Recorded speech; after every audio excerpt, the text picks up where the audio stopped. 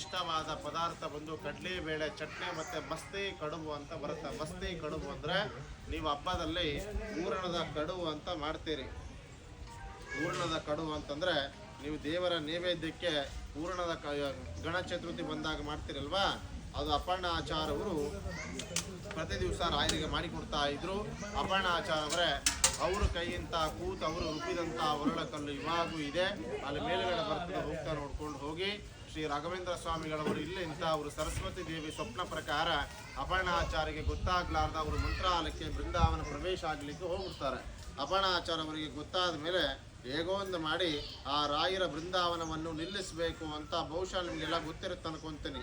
ನೀವೆಲ್ಲ ಟಿ ವಿಸಲ್ಲಿ ನೋಡಿರ್ಬೋದು. ಅವರಿಗೆ ಬಿಚ್ಚಾಲಿಂತ ಮಂತ್ರಾಲಯಕ್ಕೆ ಹೋಗಬೇಕಾದ್ರೆ ಅವರಿಗೆ ತುಂಗಾಭದ್ರಾ ನದಿನೇ ದಾರಿ ಕೊಟ್ಟು ಕರ್ಕೊಂಡು ಹೋಗಿದಂಥ ನದಿ ಪೂಜ್ಯಾಯ ರಾಘವೇಂದ್ರಾಯ ಮಂತ್ರ ಹೇಳಿದರೆ ಆ ನದಿ ಇದೇ ನದಿನೇ.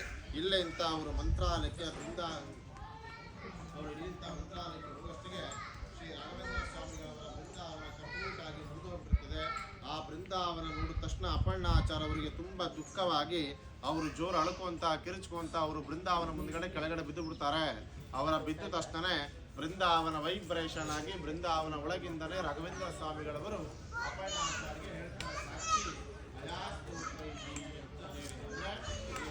ನನ್ನ ಹೆಸರ ಮೇಲೆ ಮಂತ್ರ ಮಾಡಿಕೊಂಡು ನನ್ನಕ್ಕೋಸ್ಕರವಾಗಿ ಇಲ್ಲಿ ತನಕ ಬಂದಿದೆಯಲ್ಲ, ನೀನು ಬರೋದೆಲ್ಲ ನಾನು ಕಣ್ಣಾರ ನೋಡಿದ್ದೇನೆ ಅಂತ ಹೇಳ್ತಾರೆ.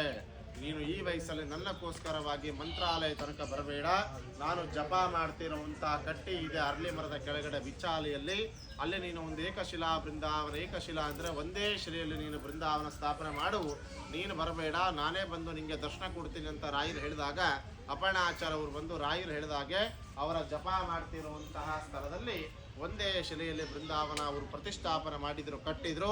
ರಾಘವೇಂದ್ರ ಸ್ವಾಮಿಗಳವರ ಅಪರ್ಣಾಚಾರ್ಯಗೆ ಇಲ್ಲಿ ಜ್ಯೋತಿ ರೂಪದಲ್ಲಿ ಬಂದು ಇಲ್ಲಿ ಬೃಂದಾವನ ಪ್ರವೇಶವಾಗಿ ಇಡೀ ಜಗತ್ತಿಗೆ ಜನರಿಗೆ ಅಪರ್ಣಾಚಾರ್ಯಗೆ ನಾನು ಇಲ್ಲಿ ಇದ್ದೇನೆ ಅಂತ ತೋರಿಸಿದ್ರು. ಅಂದ್ರೆ ರಾಯರು ಜ್ಯೋತಿ ರೂಪದಲ್ಲಿ ದರ್ಶನ ಕೊಟ್ಟಿದಂತಹ ಬೃಂದಾವನ. ನೀವು ಬಂದಿದಂತಹ ಕ್ಷೇತ್ರ ಮಾಮೂಲಿ ಕ್ಷೇತ್ರ ಅಲ್ಲ, ತುಂಬ ಜಾಗೃತವಾದ ಕ್ಷೇತ್ರ. ಇವಾಗೂ ಸಹ ಮಧ್ಯರಾತ್ರದಲ್ಲಿ ಮಂತ್ರಾಲಯ ಕ್ಷೇತ್ರ ಇಂಥ ಈ ವಿಚ್ಚಾಲಯ ಕ್ಷೇತ್ರಕ್ಕೆ ರಾಯರು ಜ್ಯೋತಿ ರೂಪದಲ್ಲಿ ಇವಾಗೂ ಒಂದು ಜ್ಯೋತಿ ರೂಪ ಬರ್ತದೆ. ಅದೆಷ್ಟೋ ಜನ ನೋಡಿದವರು ಸಹ ಹೇಳಿದ್ದಾರೆ. ಇವಾಗಿರೋರು ಬಂದು ಅಪರ್ಣಾಚಾರ್ಯ ಅವರ 6th ಜನರೇಷನ್ ಅಂತ ಕರೀತಾರೆ. 6th ಅಂದರೆ 6ನೇ ಜನರೇಷನ್ ಅಂತ ಇವಾಗೂ ಇದ್ದಾರೆ. ಈ ಮಠ ಎಲ್ಲ ನೋಡ್ಕೊಂಬೋದಲ್ಲ ಅವರಿಲ್ಲಿ ವಿಶೇಷವಾಗಿ ಅವರಿಲ್ಲಿ ಪ್ರತಿನಿತ್ಯನೂ ಅಷ್ಟೋತ್ತರ ಸತಸೇವ. ನಾವಿಲ್ಲಿ 1,000 ಅಂತ ಹಿಡಿದು ಮಿನಿಮಮ್ ಒಂದು 2,000 5,000 ಜನಕ್ಕೂ ಮೇಲೇನೂ ನಾವಿಲ್ಲಿ ಫ್ರೀಯಾಗಿ ಅನ್ನದಾನ ಸೇವೆ ಅಂತ ಮಾಡಿಸ್ತಾ ಇದ್ದೇವೆ ಎಲ್ಲರಿಗೂ. ಇಲ್ಲಿ ಏನು ವಿಶೇಷ ವೈಶಿಷ್ಟ್ಯ ಏನು ಅಂದರೆ ಇಲ್ಲಿ ವಾರಕ್ಕೆ ಒಂದು ದಿವಸ ರಾಯರ ವಾರ ಬರುತ್ತಲ್ವ, ಗುರುವಾರ. ಅವತ್ತಿನ ದಿವಸ ನಿಮ್ಮ ಕುಟುಂಬದಲ್ಲಿ ಮಕ್ಕಳ ಆಯುಷ್ಯ, ಮಕ್ಕಳ ಆರೋಗ್ಯ, ಮಕ್ಕಳ ಎಜುಕೇಷನ್ ಪರವಾಗಿ, ಮಕ್ಕಳ ವಿದ್ಯಾ ಬುದ್ಧಿ, ಮಕ್ಕಳ ಜಾಬ್ ಆಗಲಿ, ಪ್ರಮೋಷನ್ ಆಗಲಿ, ಮನೆಯಲ್ಲಿ ಸಂಸಾರದಲ್ಲಿ ಕುಟುಂಬದಲ್ಲಿ ನಿಮ್ಗೆ ಯಾವೇ ಥರ ಪ್ರಾಬ್ಲಮ್ಸ್ ಇದ್ರೂ ಕೂಡ ಅದಕ್ಕೋಸ್ಕರವಾಗಿ ನಾವು ಗುರುವಾರ ರಾಘವೇಂದ್ರ ಸ್ವಾಮಿಗಳವರ ಅಷ್ಟಾಕ್ಷರ ಹೋಮಗಳು ನಾವಿಲ್ಲಿ ಮಾಡಿಸ್ತೇವೆ. ಸುದರ್ಶನ ಹೋಮ, ನವಗ್ರ ಹೋಮ, ಧನ್ವಂತರಿ ಹೋಮ, ನಾವಿಲ್ಲಿ ಮೃತ್ಯುಂಜಯ ಹೋಮಗಳಾಗುತ್ತೆ. ಈ ಕ್ಷೇತ್ರದಲ್ಲಿ ಯಾರಿಗಿನ ಮದುವೆ ಆಗಿಲ್ಲ, ಮಕ್ಕಳಾಗಿಲ್ಲ, ಸಂತಾನ, ನಾಗದೋಷ, ಕುಜದೋಷ ಪರವಾಗಿ ಅದಕ್ಕೋಸ್ಕರನೇ ನಾವಿಲ್ಲಿ ಮೇನ್ ಆಗಿ ಮಾಡಿಸೋ. ಅದಕ್ಕೆ ನಾನು ಹೇಳೋದಲ್ಲ, ಇದು ನೀವೇ ಚೆನ್ನಾಗಿ ಗಮನಿಸಿ ನೋಡಿ. ನೀವೆಲ್ಲಿ ನೋಡಿದ್ರು ನಾಗಪ್ಪ ಶಿಲೆಗಳ ಜಗ್ಗಿ ಕಾಣಿಸುತ್ತೆ, ಇದೆಲ್ಲ ನಾಗಲೋಕ ಅಂತ ಕರೆಯೋದು.